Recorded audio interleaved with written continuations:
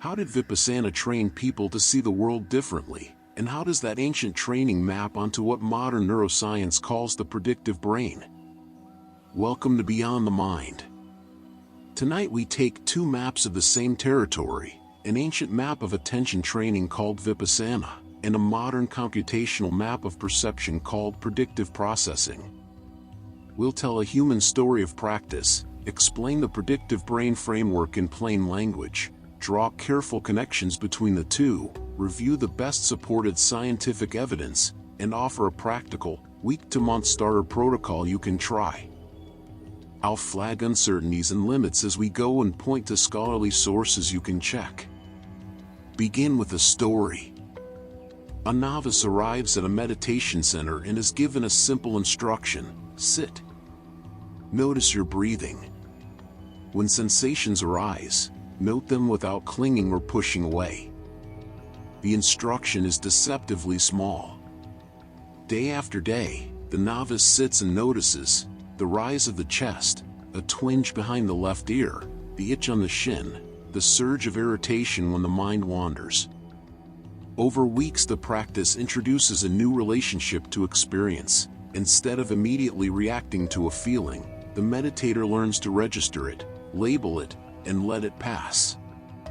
Tiny, repeated pauses reshape how attention is allocated and how the mind tells its own story.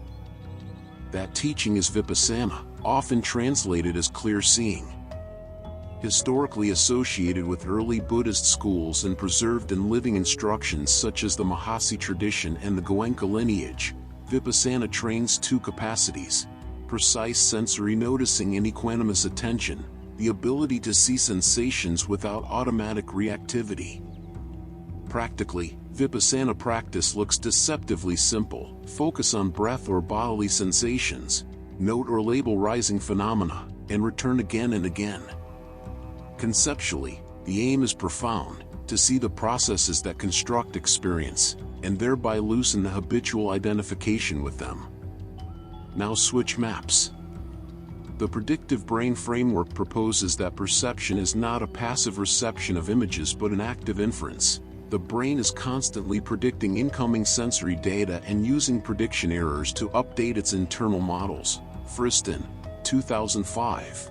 Clark, 2013. In this view, what you experience at any moment is the brain's best guess about causes in the world, a hypothesis tested against incoming signals. When predictions are correct, perception proceeds smoothly. When they are wrong, prediction errors arise and the brain can either update its model or change sensory sampling, for example, by moving the eyes, to reduce discrepancy. Two core ideas make this framework intuitive. First, prediction. The brain uses prior expectations to anticipate sensory input. Second, precision weighting. The brain assigns confidence, or precision, to both predictions and incoming signals. Precision acts like a volume knob. It determines how much influence prediction errors have on updating the model. Attention, under many theoretical accounts, is the brain's way of setting that precision. Friston, Feldman Barrett, Howe. In short, the brain is a hypothesis machine that constantly balances what it expects against what it senses, modulated by attention. How do these two maps, Vipassana's training and noticing and the predictive brain's machinery, fit together? At a high level, Vipassana trains the senses of the mind to detect prediction errors more precisely, to notice the raw data before the habitual narrative rushes in, and to hold a softer, less reactive stance toward those errors so model updating can happen without immediately reifying the experience into a fixed story.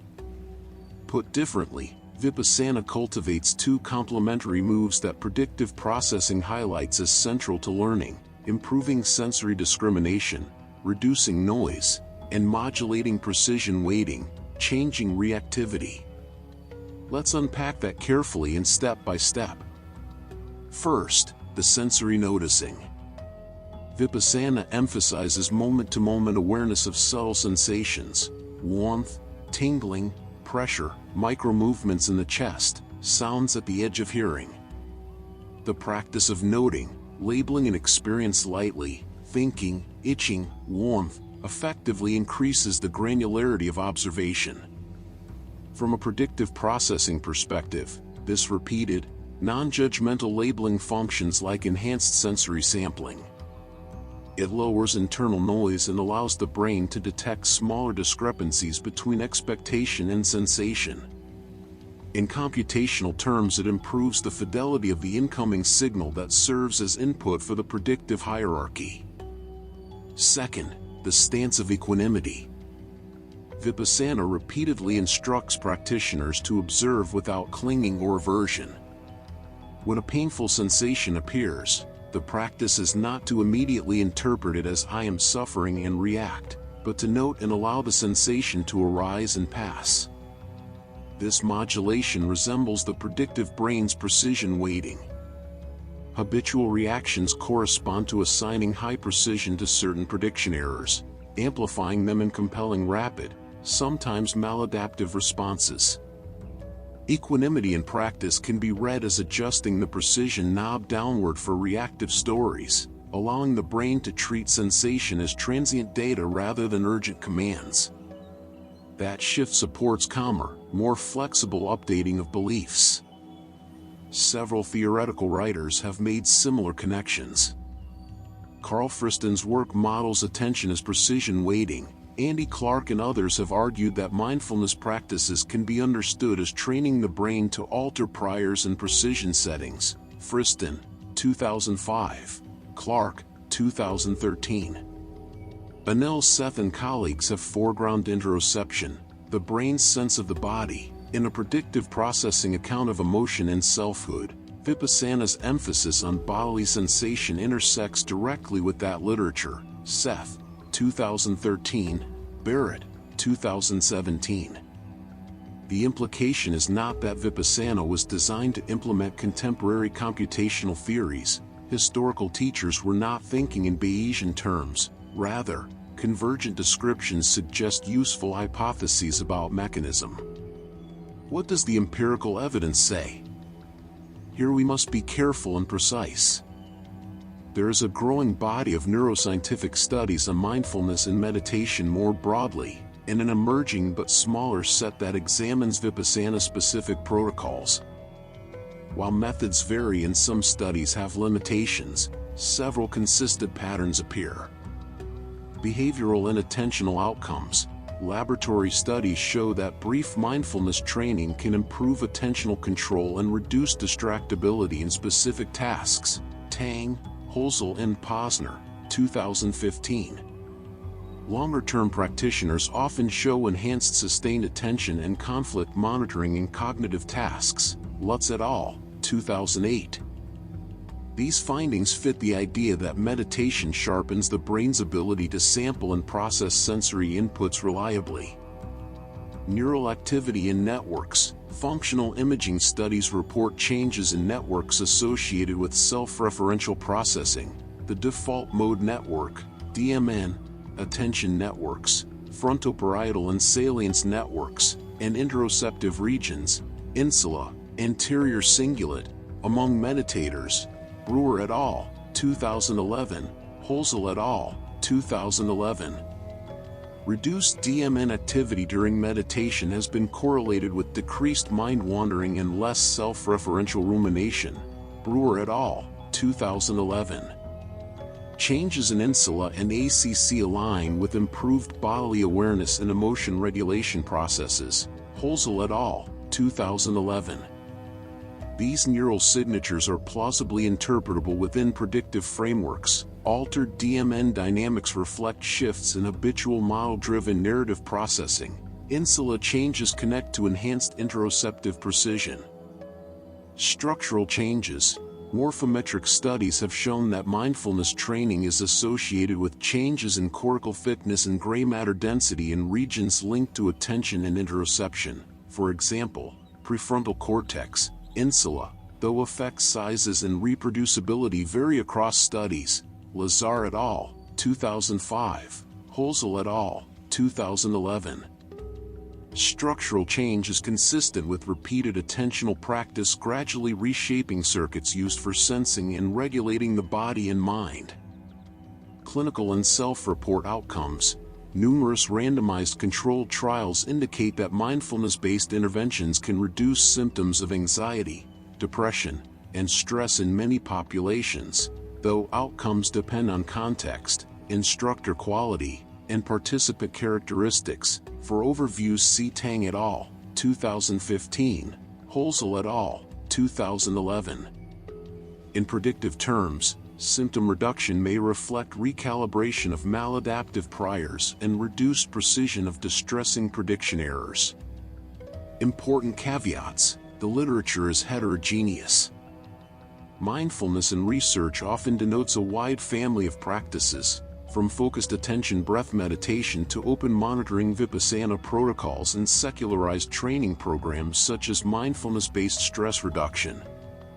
Not every study distinguishes traditions precisely, so generalizing from mindfulness to classical Vipassana must be done cautiously. Second, effect sizes, methodologies, and controls vary. Some early findings have been difficult to replicate or depend on small samples. Third, meditational practice can sometimes amplify difficult material for certain individuals. Adverse events and challenging experiences occur in a minority of practitioners and deserve careful screening and support. Lindahl et al., 2017. In other words, the emerging neuroscience is promising and consistent with predictive processing interpretations, but it is not an all-settling proof. Let's return to mechanism and give a stepwise map, linking concrete Vipassana instructions to predictive brain concepts. Ground attention in sensation, breath, bodily sensations.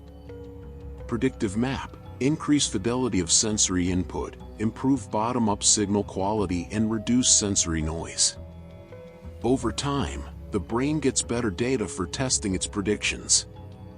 Note or label arising phenomena: thinking, itching, warmth. Predictive map: create minimal conceptual handles that separate raw sensation from interpretive narrative, allowing the system to track temporal structure of errors without immediately collapsing them into identity claims. Labeling acts as a micro-meta signal that flags data without inflating its precision. Practice equanimity, steady, non-reactive witnessing. Predictive map: reduce the precision assigned to compulsive, affective priors that trigger automatic reactive loops. With lower precision on those priors, prediction errors are less likely to produce urgent behavioral cascades. Instead, the system can update more flexibly. Maintain an open monitoring stance. Notice shifting qualities without clinging. Predictive map: cultivate flexible priors that accommodate variability rather than enforcing rigid expectations. The brain's models become less brittle. Use repeated practice to consolidate new habits. Predictive map: repeated exposure and non-reactive sampling allow priors to be gently retuned. Plasticity in relevant networks supports longer-term recalibration.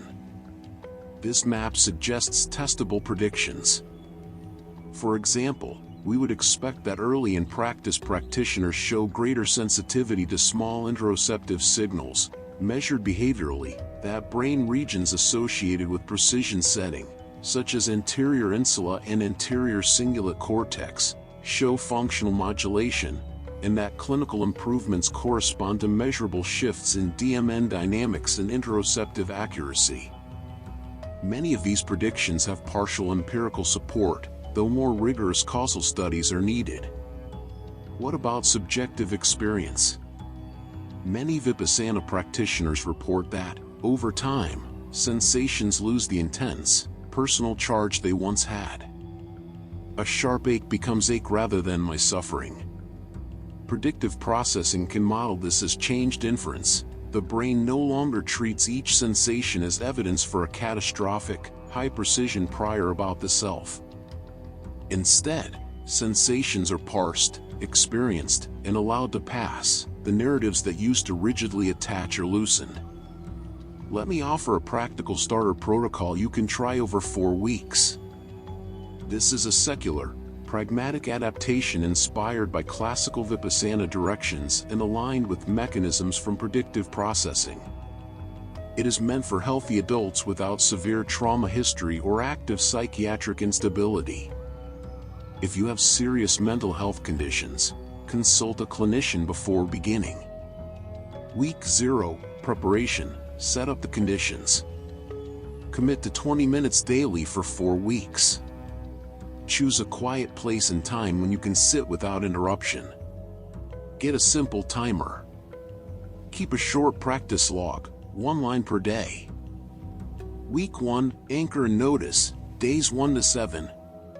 Daily practice, 20 minutes sit comfortably. Spend the first 10 minutes on breath awareness. Notice the in-breath and out-breath at the nostrils or the rise and fall of the abdomen. When the mind wanders, gently note thinking and return. Spend the second 10 minutes scanning bodily sensations from head to feet. Notice warmth, tingling, pressure, and label them very briefly, e.g., warmth, tingle, without commentary, intent, increase sensory fidelity. Keep the tone investigative, not judgmental. Week 2, Labeling and Equanimity, days 8 to 14. Daily practice, 20 to 30 minutes. Maintain the first 10 minutes breath awareness. In the body scan, practice explicit noting. Whenever you notice a sensation, label it and add a valence tag if it arises, e.g., pain, unpleasant, heat, neutral. After labeling, pause and allow the sensation to be present without reaching for change, intent. Practice decreasing immediate reactivity. Experiment with letting sensations arise and pass. Week 3, Open Monitoring, days 15 to 21. Daily practice, 20 to 30 minutes. Begin with 5 minutes breath, then 15 to 20 minutes open monitoring. Allow sounds, thoughts, body sensations, and feelings to appear in awareness. When you notice them, label lightly and return to open awareness.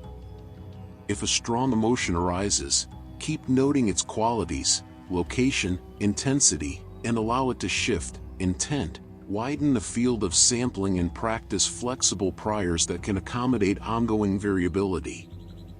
Week 4, Integration and Real-World Experiments, days 22 to 28.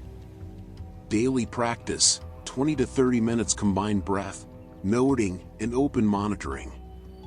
Add a short experiment. When you encounter a habitual reactive moment in daily life, irritation, craving, pause. Note the immediate sensation and thought, and allow it to pass without action for 30 to 60 seconds. Record one small instance in your log, intent. Test whether precision modulation cultivated in formal practice transfers to everyday life. A few practical tips and safety notes. Consistency is more important than length. Daily short sessions beat sporadic long retreats for novices. If strong distress or dysphoria arises, reduce session length, add grounding practices, senses-based, 5-4-3-2-1 technique, and consult a teacher or clinician. Meditation can surface material that benefits from supportive context. Lindahl et al., 2017. Keep curiosity non-judgmental. Treat disruptions as data, not failures. How would we know this protocol is working in predictive terms? Look for 3 changes. Improved sensory recall. You notice more subtle shifts in body sensations. Decreased automatic reactivity. You pause more easily before acting. And increased flexibility in thought patterns. You notice multiple possible readings of the same event rather than a single rigid story.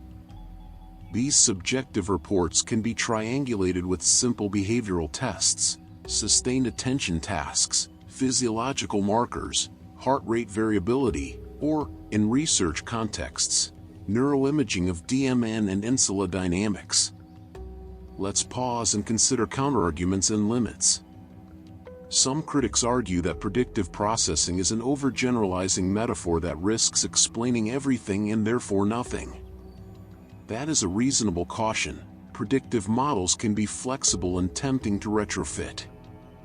The strongest scientific approach is to derive specific, falsifiable hypotheses from the theoretical mapping and test them experimentally.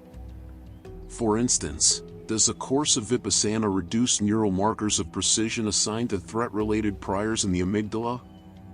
Does insula activity predict improvements in interoceptive accuracy?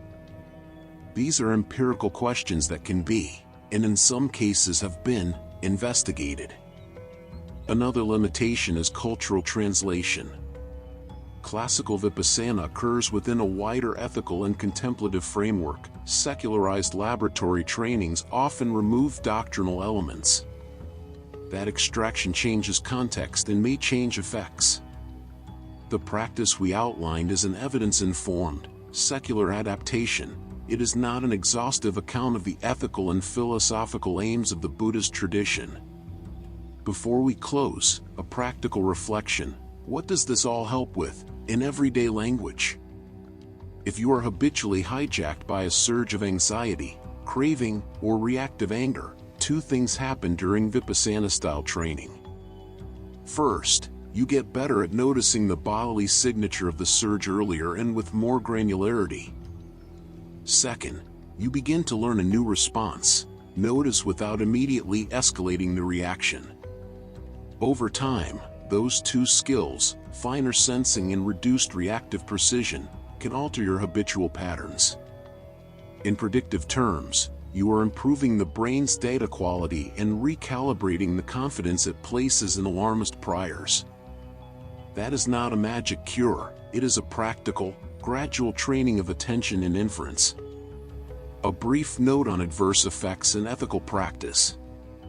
Meditation is generally safe for many people but not universally so. Studies that characterize difficult meditation experiences, Lindahl et al., 2017, highlight that a minority of practitioners can experience significant distress, dissociation, or destabilization, especially in intensive retreat settings or in people with prior trauma or psychiatric vulnerability. Good teaching, gradual progression, community support, and clinical awareness are important. Finally, for those who want to dive deeper into the science and sources I mentioned tonight, here are selected references you can use to verify and explore further. If you want DOIs or direct links, I can compile them and add them to the video notes. Selected references and further reading. Friston, K. 2005. A Theory of Cortical Responses. Philosophical Transactions of the Royal Society B. Foundational Work Connecting Prediction Error and Brain Function. Clark, A. 2013. Whatever Next? Predictive Brains, Situated Agents, and the Future of Cognitive Science. Behavioral and Brain Sciences. Accessible Overview of Predictive Processing. Seth, A. 2013. Interoceptive Inference, Emotion, and the Embodied Self. Trends in Cognitive Sciences. On Interoception and Predictive Models of Emotion. Barrett, L. F. 2017. How Emotions Are Made, The Secret Life of the Brain. A readable synthesis linking prediction, interoception, and emotion. Lutz, A. Slagter, H. A. Dunn, J. D. and Davidson, R. J. 2008. Attention Regulation and Monitoring in Meditation. Trends in Cognitive Sciences. Review of Attentional Mechanisms in Meditation. Tang, Y. Holzel, B. K. and Posner, M. I. 2015. The Neuroscience of Mindfulness Meditation. Nature Reviews Neuroscience. Review of Mechanisms and Evidence. Holzel, B. K. et al., 2011. How does mindfulness meditation work? Proposing mechanisms of action from a conceptual and neural perspective. Perspectives on Psychological Science. Mechanistic Review. Brewer, J. A. et al., 2011. Meditation experiences associated with differences in default mode network activity and connectivity. Proceedings of the National Academy of Sciences.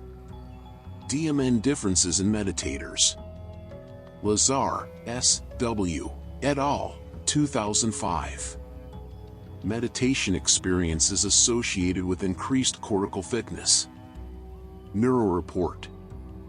Structural brain differences associated with meditation. Lindahl, J. R. et al., 2017. The Varieties of Contemplative Experience, a mixed methods study of meditation-related challenges in Western Buddhists. PLOS 1. On adverse meditation experiences. To close, let me synthesize in one short paragraph. Vipassana teaches skillful attention, momentary, precise noticing coupled with a non-reactive stance. Predictive processing describes the brain as an active inference machine balancing predictions and sensory data via precision weighting. Mapping the two shows how repeated, gentle training in sensation and equanimity can change both the data the brain uses and the confidence it assigns to reactive narratives, producing measurable changes in attention, brain networks, and subjective well-being. The match is not a final proof but a productive, testable framework that connects ancient practice to contemporary science. If you try the 4-week starter protocol, keep a simple log, 1 line per day noting session length, 1 sentence about what you noticed, and whether reactivity felt a little softer. If you'd like, share one short observation in the comments, one concrete change you noticed in week 1. I'll gather a few anonymized examples for a future episode on practice outcomes. Thank you for joining this exploration of Vipassana and the predictive brain. If you found this useful, subscribe to Beyond the Mind for more episodes that bring ancient practice and modern science into conversation. If you want a downloadable 1-page protocol and a compiled list of DOIs and links for the studies mentioned, ask and I'll prepare them for the video description. Sit gently, notice kindly, and attend without rush.